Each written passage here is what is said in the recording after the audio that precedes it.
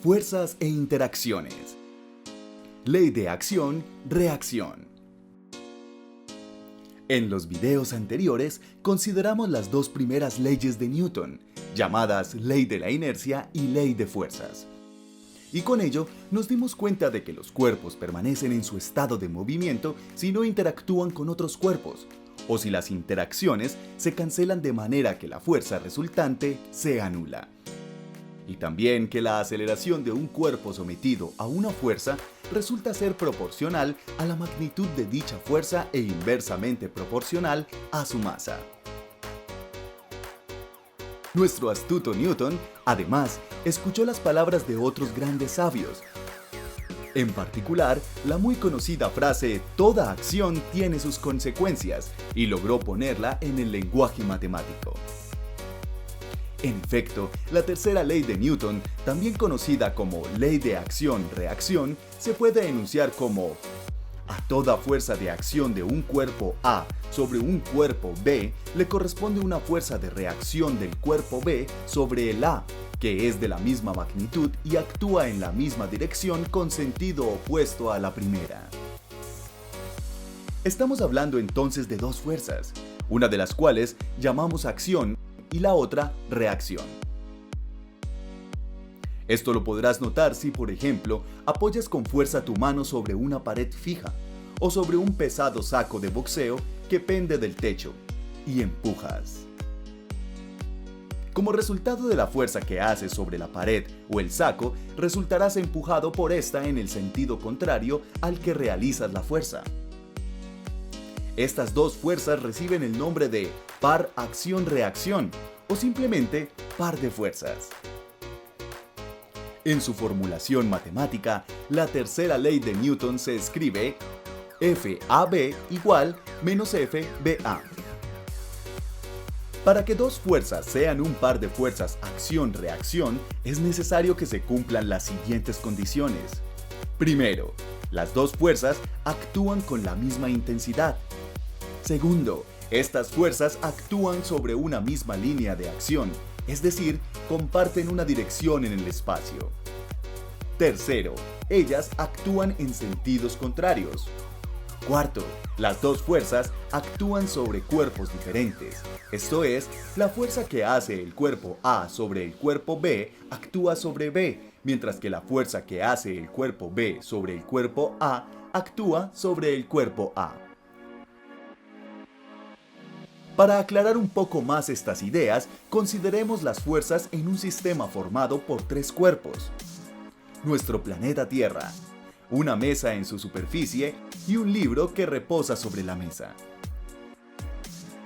Por simplicidad, fijémonos solo en un principio en las fuerzas que actúan sobre el libro. Como lo imaginas, el libro sobre la mesa permanecerá en reposo porque las fuerzas sobre él se cancelan. Una primera fuerza es su peso, que es la fuerza gravitacional con que la Tierra lo atrae hacia su centro. Esta fuerza, que llamaremos fuerza A, se da entre la Tierra y el libro y actúa verticalmente y hacia abajo. La otra fuerza que actúa sobre el libro es el resultado del contacto con la mesa. La llamaremos fuerza K y es el soporte que la mesa le hace al libro. Se le conoce como fuerza de soporte o también fuerza normal. Y de nuevo, es importante notar que es la interacción entre dos cuerpos, la mesa y el libro. Estas dos fuerzas, A y K, cumplen las siguientes condiciones. Primero, son de la misma magnitud, A igual K. Segundo, actúan en la misma dirección. Y tercero, actúan en sentidos contrarios. Y esto hace que se anulen y el cuerpo permanezca en reposo. Pero no cumplen la cuarta condición, pues ambas fuerzas se aplican sobre un solo cuerpo, el libro. Por lo que, a pesar de cumplir las tres primeras condiciones, no son un par de fuerzas. No son fuerzas acción y reacción. Ahora debemos notar que la fuerza K corresponde al soporte hacia arriba sobre el libro y la ejerce la mesa sobre el libro. ¿No crees que la superficie de la mesa experimente una fuerza debida a la presencia del libro? Pues sí, estás en lo correcto. el libro realiza una fuerza sobre la mesa que en este caso es hacia abajo. También en dirección vertical y con la misma intensidad que la fuerza K, podemos llamar a esta fuerza como M. Y así vemos que estas dos fuerzas cumplen con todas las condiciones y podemos decir que en efecto las fuerzas K y M son un par de acción-reacción.